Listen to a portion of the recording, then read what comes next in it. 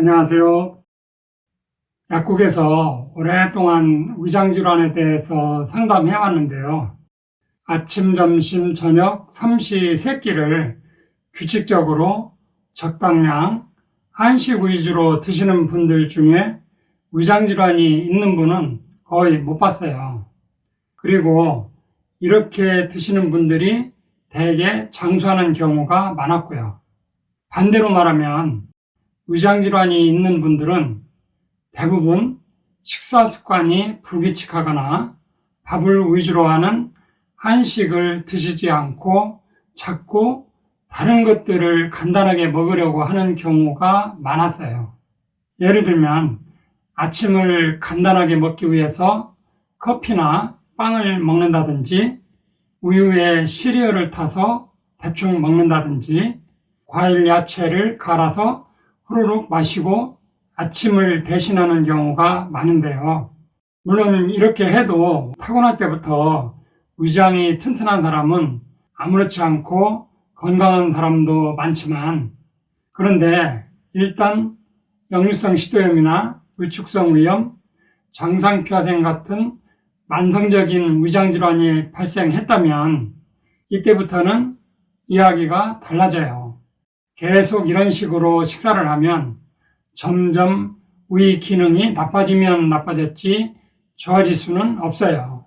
결론을 먼저 말씀드린다면 역류성 식도염이나 위축성 위염이나 장상표화생 같은 만성적인 위장질환이 생겼다면 이것을 개선하는데 가장 좋은 방법은 밥을 위주로 하는 한식을 적당량 규칙적으로 때맞춰 드시는 겁니다. 오래전 어느 영양학자의 연구 결과를 보면 한국인은 밥이 체질에 잘 맞도록 진화해 왔다고 합니다.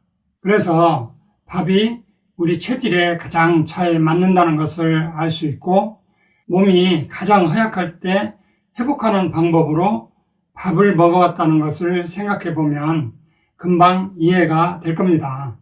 예를 들면 출산을 하고 나면 출혈로 피도 부족하고, 피가 부족하면 위장이 운동할 수 있는 힘이 떨어져서 소화기능도 바닥 상태이고, 피가 부족하면 혀의 미각 세포도 맛을 느끼지 못해서 입맛도 없고, 이렇게 출산 후에 몸이 가장 지치고 허약해지는데, 이때 흰밥에 미역국을 3주 정도 먹으면서 산후조리를 했고, 그러면서 거의 원래 몸으로 회복시키는 과정을 우리는 모두 알고 있잖아요.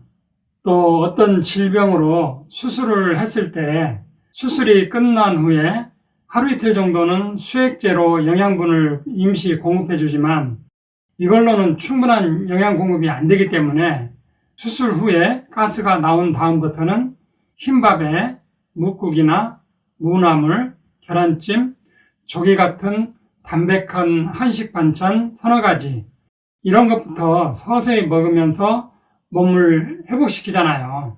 이렇게 출산 후나 수술 후에는 소화기가 가장 약할 때인데 흰밥에 국물과 간단한 한식 반찬으로 잘 회복해 왔다는 점을 생각해 보셔야 합니다. 마찬가지로 만성적인 위장병으로 고생하시는 분들은 위 기능이 가장 약해진 상태이기 때문에 출산이나 수술 후의 상태처럼 거기에 준해서 한식 위주로 식사를 하면서 위장을 관리해줘야 합니다. 그런데 어느 때부터인가 흰밥이 건강에 좋지 않은 것처럼 인식되기 시작했는데요. 그것은 현대인들이 인스턴트 음식이나 고칼로리 음식을 많이 먹으면서 비만과 당뇨나 다른 대사성 질환 발병률이 높아졌기 때문인데요. 흰밥을 작은 공깃밥으로 300g 정도와 나물이나 물김치 같은 야채류와 먹는 정도에서는 당 피크가 그렇게 높게 올라가지 않아요. 흰밥도 일꾼밥처럼 과량으로 이만큼 먹을 때 당 피크가 높게 나오는 거죠. 그러니까 비만이나 당뇨가 있는 경우가 아니라면 위장 때문에 고생한다면 한식을 기본으로 적당량을 규칙적으로 드셔야 위 기능이 개선될 수 있어요. 역류성 식도염이나 위축성 의염, 장상표화생 질환이 있어도 소화에는 아무런 지장이 없는 사람도 있지만 체중이 기본 체중보다 낮은 저체중이면서 소화력이 좋지 않으신 분들은 한식을 기본으로 규칙적으로 드셔보세요. 그러면 체중이 표준 체중으로 올라오면서 여러 위장 질환들이 개선되기 시작합니다.